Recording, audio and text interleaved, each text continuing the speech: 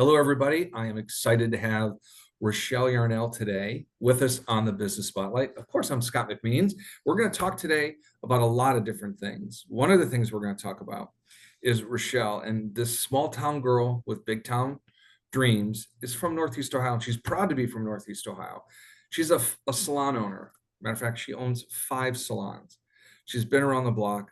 I don't want to say the date. I'm going to let her say it, but she's been cutting hair for quite a while. She's been a successful business person for a very long time. She's been able to navigate a lot of different things, including COVID and different employees. What we're going to talk about today is her story. So without further ado, I'm going to turn the microphone over to Rochelle. She's going to tell us a little bit about herself. Go ahead, Rochelle, introduce yourself. Thanks, Scott. I am Rachelle Yarnell. I have been a stylist since 1992. And sometimes that amazes me that I've been in this industry for over 35 years. And it's a lifestyle for me. Truthfully, I started cutting hair, wrapping perms, watching The Love Boat in the 80s with my family. And it's kind of gone full circle for me because now we have all these teenage boys and a lot of Asian community with Case Western Reserve that want perms. It's really popular again. So I always kind of say to That, people, never think you're done doing something because you'll always do it again. I always say never. And I truthfully enjoy wrapping perms. It's kind of like just takes me back to look at my fingers. They're already going. I'm like, you just wrap them up and we're getting going. what I think is amazing, never underestimate a fad or something coming back. Nothing ever goes out of style. It just has to wait until it's popular again, right? Yeah. And what a full circle moment for you to be in business. You have these locations, you're doing successfully well, and now perms are coming back, and that's how you started. It's such a crazy environment. It really is. And I think what's interesting is I've always said I'm in the business of people. And it Mhm. just happens that I facilitate hair, right? At the end of the day, when I think about what I do, is each guest is really important. I have guests that I've had long-term relationships of over 30 years of doing their hair. And that's like, it's been amazing because I've started like I can name a few customers they resonate with me right now that I started doing their hair when I was 19. I've seen them go through cancer. I've seen them lose Mm, children. I've seen them have grandchildren. I've now seen their grandchildren graduate college. And it's so much more yeah. than I just am a hairstylist. I think I'm a lot of times part of someone's family. I'm always accepting new guests because they are what keeps me in business. And I hope to instill that in my stylists that just because you want to be a blonding specialist, don't forget that someday that person is going to have a little girl or have a husband or whatever that is, Hmm. and that you're truthfully, we are in the business of people. So I'm no different than any other small business owner in Northeastern Ohio. I just seem to get to be able to touch people a lot more than others, right? Because if you think about your typical day, most people don't actually touch you. And I literally am right there touching your scalp, touching you. Yeah. And I think it builds a different relationship and it's kept me going all these years. Well, I think what's wonderful about what you do, you're a therapist, you're a hairstylist, you're a business owner. And sometimes you're all three in the same moment. Sometimes you're only one, but your relationships is what makes you who you are. And wanted to get into this conversation a little bit differently because you have a different business than most people think about, right? You're not producing a widget that somebody buys, uses, and then they never see you again. You have a service that people need or want on a routine schedule. If you're really good, they keep coming back. If you're not, you see them once and you wonder why didn't they come back? So what I love, the first thing you said is I have a number of guests and I'm in the business of people. So people are the main reason why you have your business, and they're going to be the main reason why you maintain or keep your business. It's how you grow. But the relationships that you have as a business owner and as a salon, as a stylist are multifaceted because you have yourself and the relationship with your guests, the people that you style for.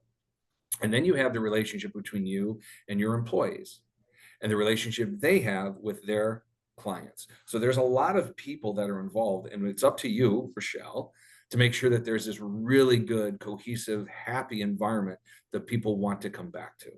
So I asked the question now, like, how do you do that? What is your secret?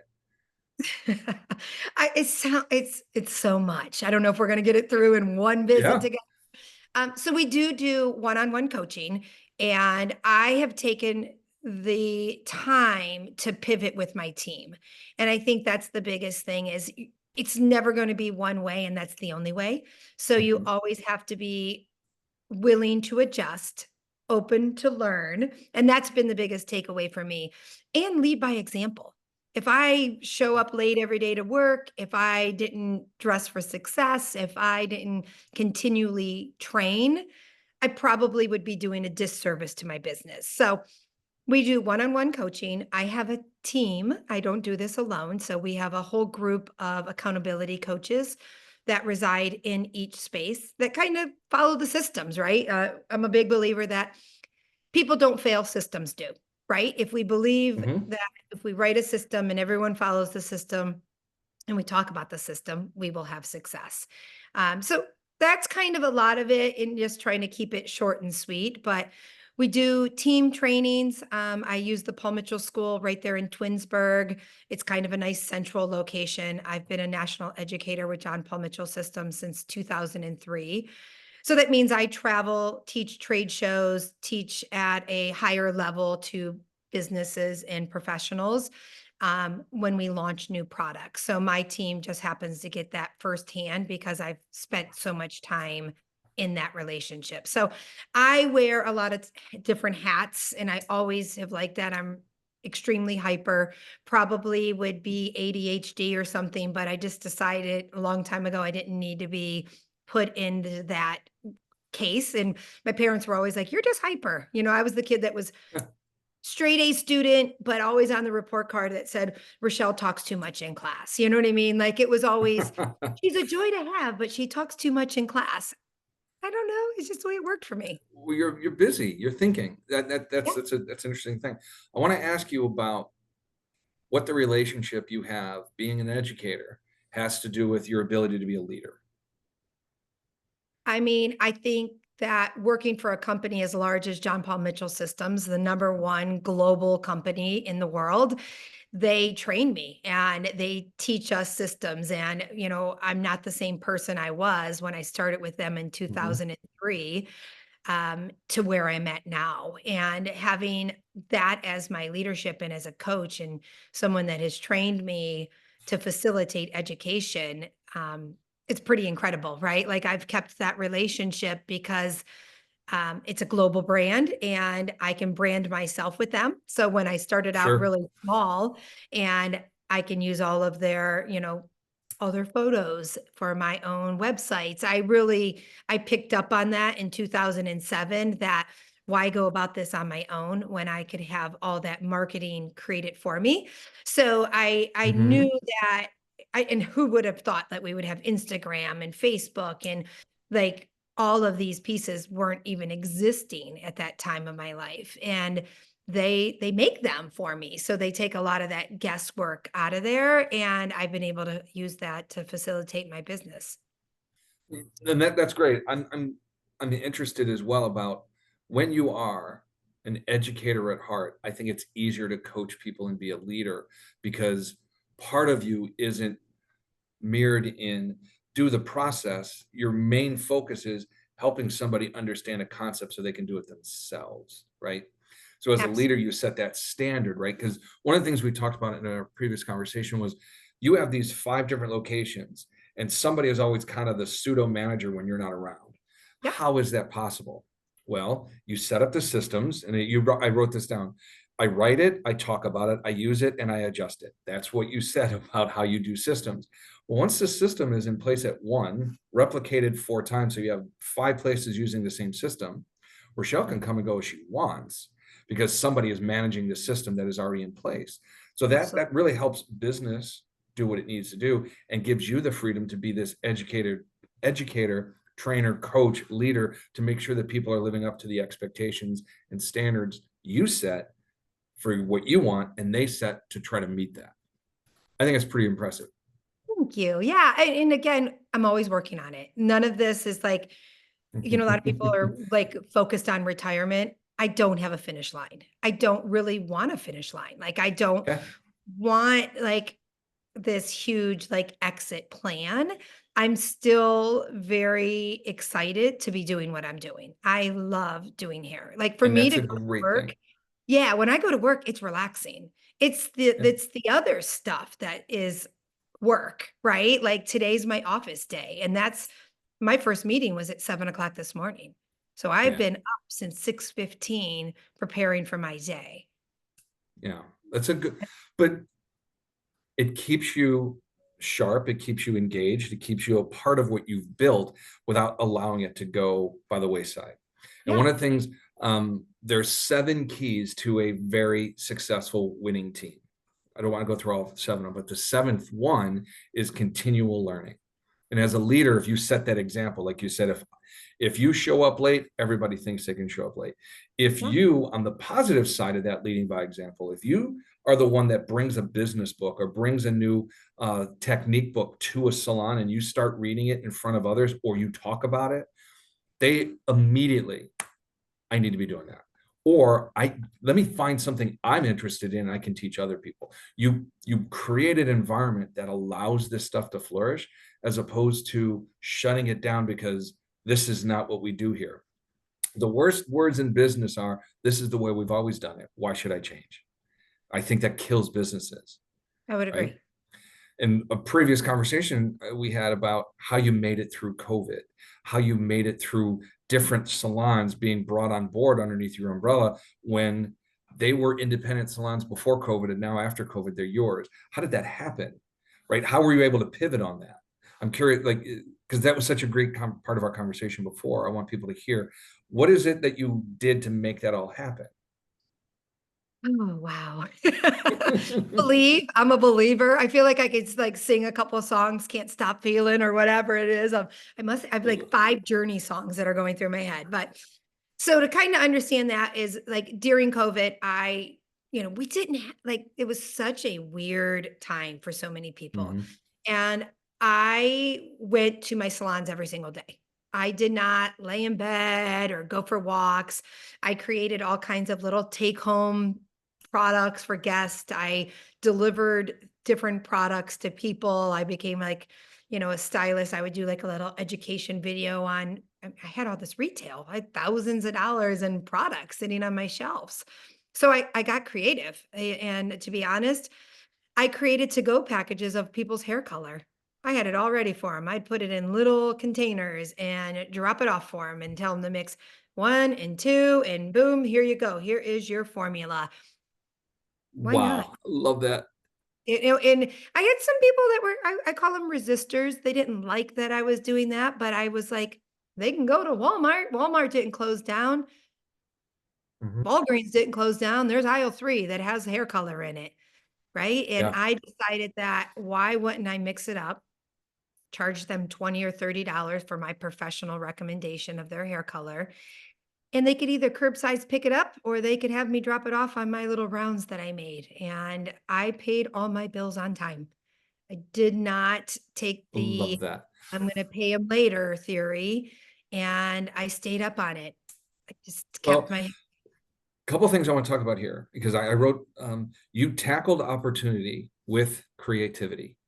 What an amazing way to think about a business, right?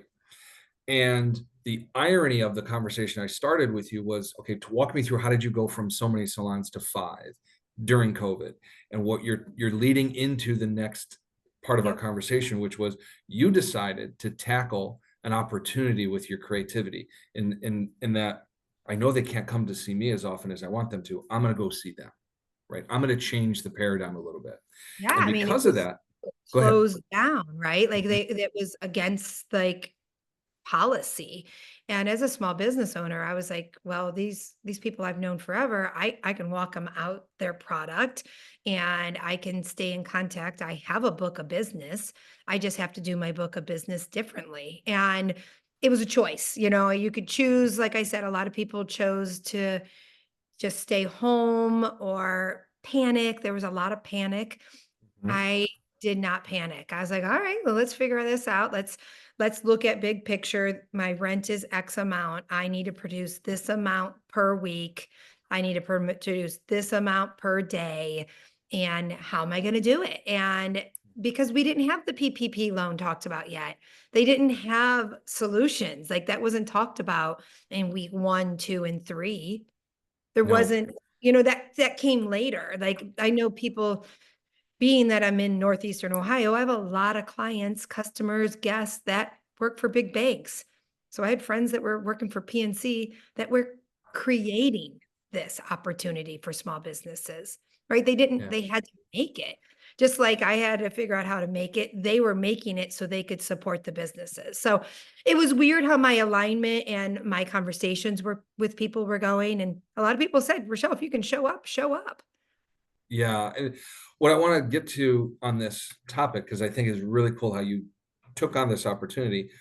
But on the other side of the equation is you were able to not only tackle the opportunity with your creativity, you were able to tackle a huge opportunity because other people decided that they weren't going to be creative. They weren't going to step outside their box. They always wanted to do things the way they did. And they were able to sell their salon to you Yes. at a discounted price, Yeah, right? I got a salon that is in Strongsville for a very low price, Yeah. and it was turnkey. The only part of the turnkey that has and was a challenge is there was no staff.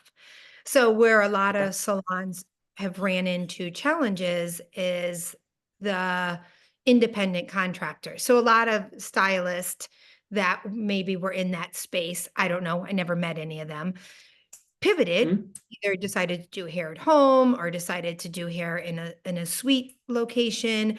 So I have a beautiful salon that I had to rebuild the staff. So I've done it in the Mhm. past. I mean, it's that isn't the worst thing. I mean, all of the fixtures are there, all of the brick and mortar, and now we've just had to pivot and grow team members. So I was lucky I could pull some people from other spaces to kind of support and be leaders, and then we've been able to grow that team. I Yeah. mean, the key is there's always people in school, no matter how you spin it.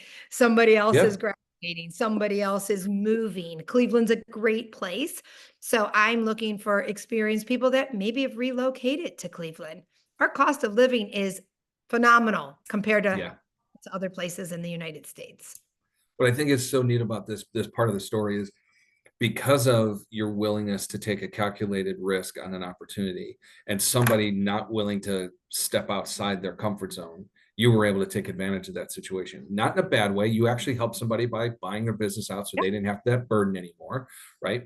But I want this to be a business lesson for people to think, okay, when I have an opportunity to be creative and do something I've never done before, should I bail on that or should I take that step forward and do something about it?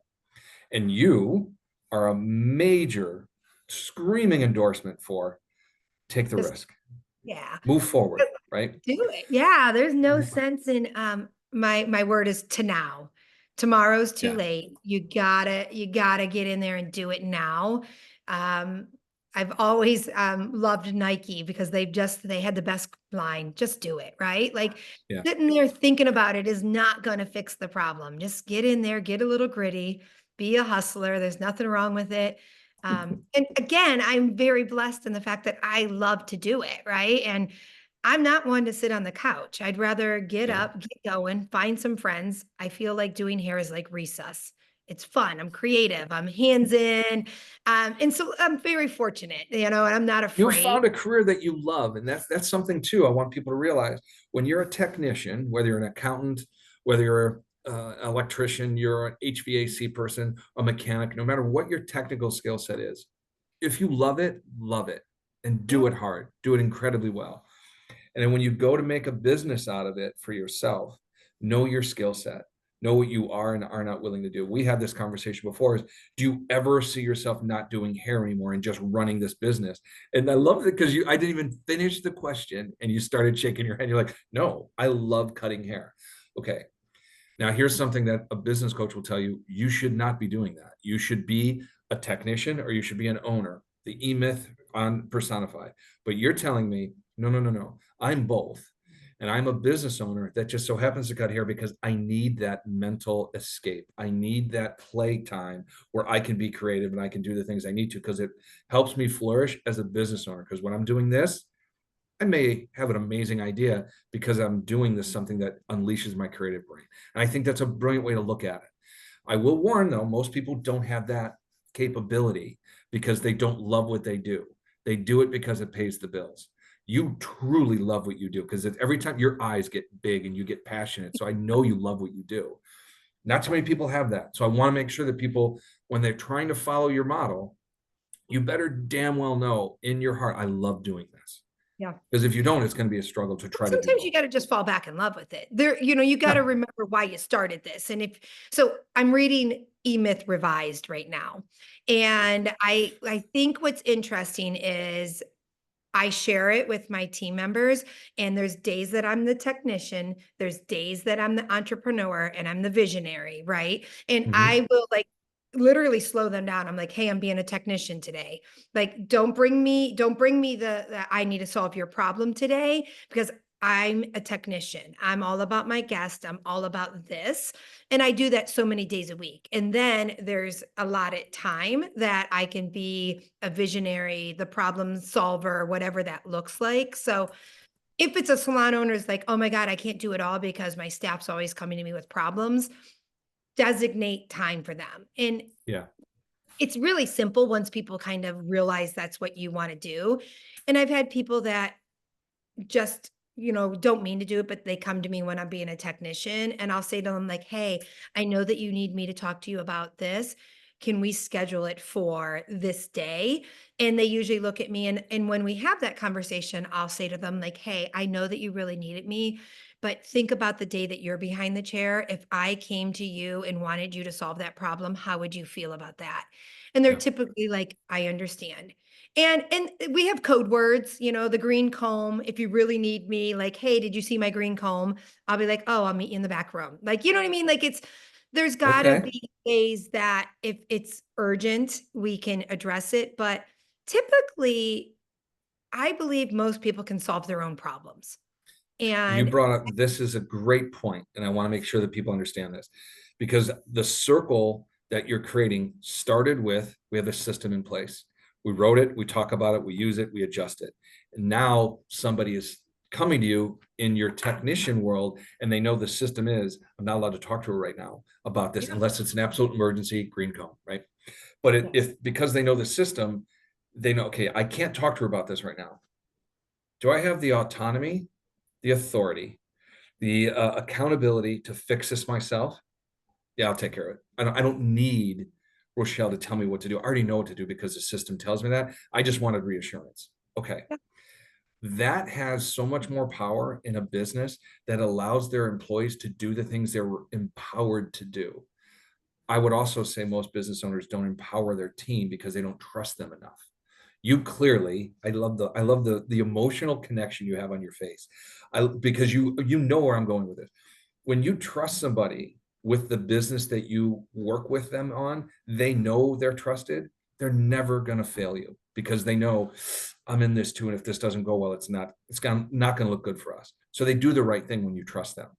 It's when they don't have the autonomy, the authority, the autonomy to do stuff is when they fall apart. They just do things either out of spite or just pure ignorance that they don't know what to do. The last thing I will add on that, as far as the three and now the four A's, is appreciation.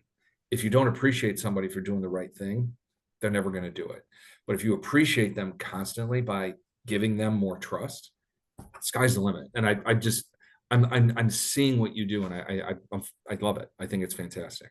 yeah. And I've actually upped that part too, because I realized that it's really easy to say thank you, but we live in Mhm. such a like busy world that thank you might not actually be absorbed into the person.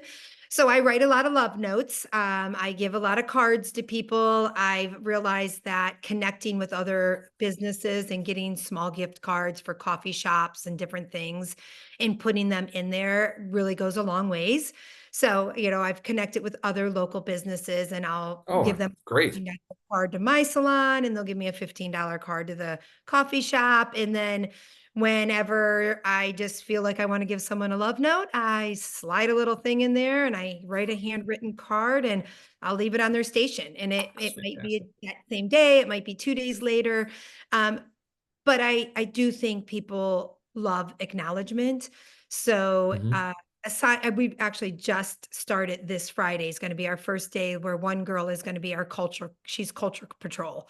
And we have this concept that was used back in the early 2000s by a gentleman named Win Clayball. He is the founder of Paul Mitchell Schools, and he wrote a Okay. book called Be Nice or Else. And it's funny when you go like, oh, I did that back then. Like I did that 20 years ago. And we Mhm. decided that 20 years ago, we should start doing it again. So he has a system called FACE: find, acknowledge, celebrate, enjoy. And one of the young ladies that works for me 18 years ago saw me teach a class at the Paul Mitchell School. And when she moved back from California, applied for a job. So now she works for me. And the one day she was talking and she's like, "You were so unforgettable. When I moved back, I wanted to work for you." And I'm like, "Thank you, blah, blah, blah." And she's not my best cutter, but she's good. But she Okay. is the best with kindness. She is the best with culture. And I would rather take and have someone with a great attitude than someone that has a bad attitude and cuts some great hair. Yeah, Because you're at the preaching end of there. the day, I promise you, no one's pulling out their hair and measuring it to the exact measurement. But I promise you that if someone treated them with the most respect and gave them Mhm. a hug or a handshake or ran on time or whatever that looks like to keeps people coming back, she does it. So we were chatting the other day and I brought up facing and she's like, "What do you mean, Facebook?" I'm like, "No. Facing, find, acknowledge, celebrate, and enjoy." And I said, "I'd really like for you to start." We do Slack, and I don't know if you know what Slack is. Mm. Slack is like it's a system that you can do to communicate with each other. So it's not in a message, it's on your phone. It's an app that you can Okay. download. So we Slack each other instead of worrying about everyone having everybody's phone number. Because some people want their lives private, like their work life and their salon life are two different Different. things, right? So we Slack, and I said, let's start a face inside our Slack and let's put positive reinforcement to each of our team members. And I'd like you to be the person that headed up. I don't want to do it. I don't need another job. This girl Yeah, right here, but Rochelle it's Yarnell, worthwhile. is a busy gal. So but I know everyone loves love, right? Like Yeah. if we give positive, we get positive, right? If I'm a boss, an owner, a leader that's always negative to my team members, I'm probably going to get negative back. And then more negative then goes to the person that sits in their chair. And no guest wants to hear that when they come in. Even if you have a complaint, you should be able to work through it. And I think that's been my biggest success. It's like Yeah. I'm not afraid to address difficult situations. Well, I And think then I don't wanna you should never, um, lower the accomplishments and the success that you've had to one or two different things. There's so many different things that you do. And I think your ability to see through what's happening and what ought to happen is a very strong power. It's a superpower of yours. I think that you can see what's happening and be able to step into it. Because one thing I think most people, like I said, it's not a business that creates a widget if somebody buys it. You're on stage when somebody sits in your chair. And most people don't remember what you say. They really don't remember what you did to their hair. But when they walk out, they will remember how they were made to feel. And that's the absolutely. important part of it, right?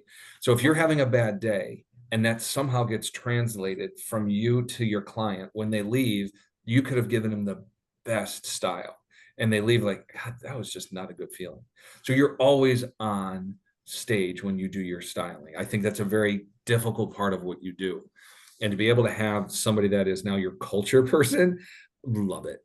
It's a different paradigm thought process that I want most businesses that are watching this episode today to pay attention to that. Because the number one reason why most businesses fail, other than mismanagement of money, okay, is not establishing a culture worth a hill of beans.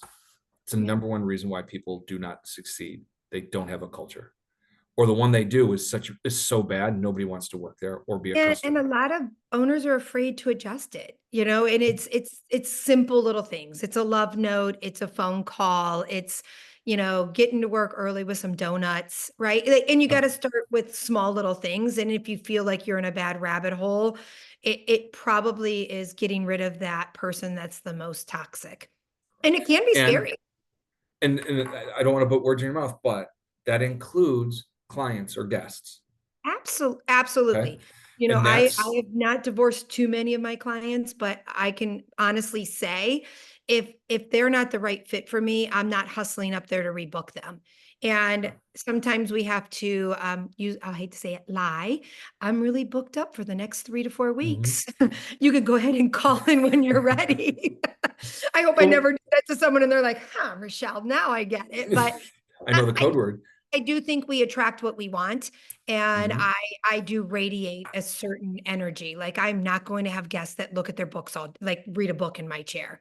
I'll respect Yeah. people who want quiet time, but I typically attract people that are like-minded.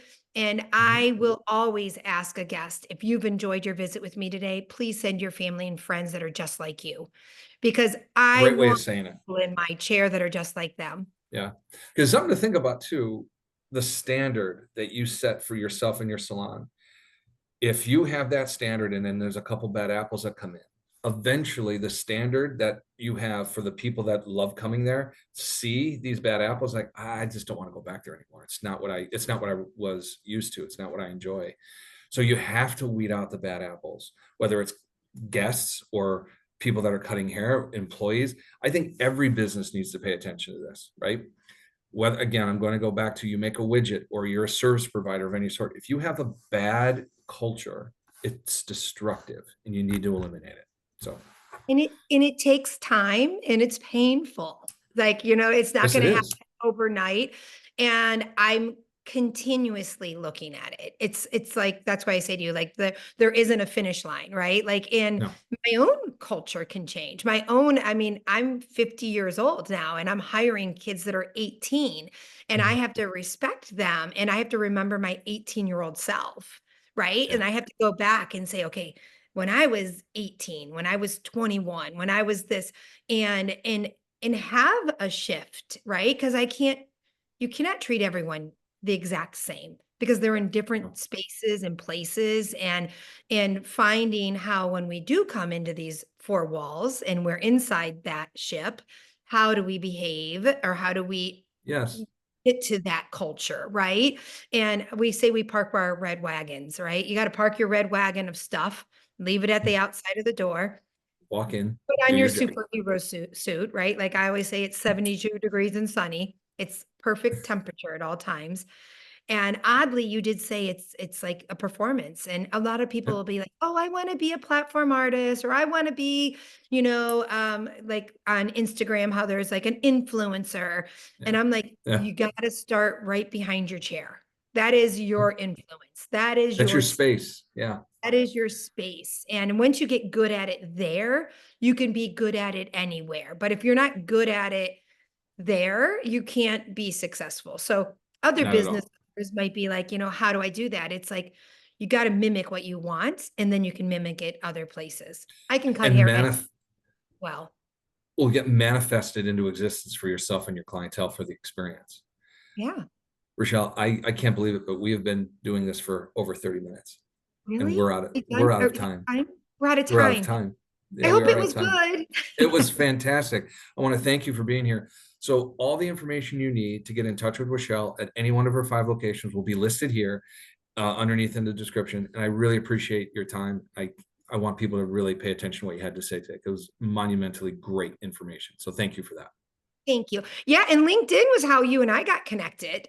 So Exactly right. using social platforms to actually be beneficial has been my biggest step for this year. So I do challenge people to like try a different avenue and always be open to a yes.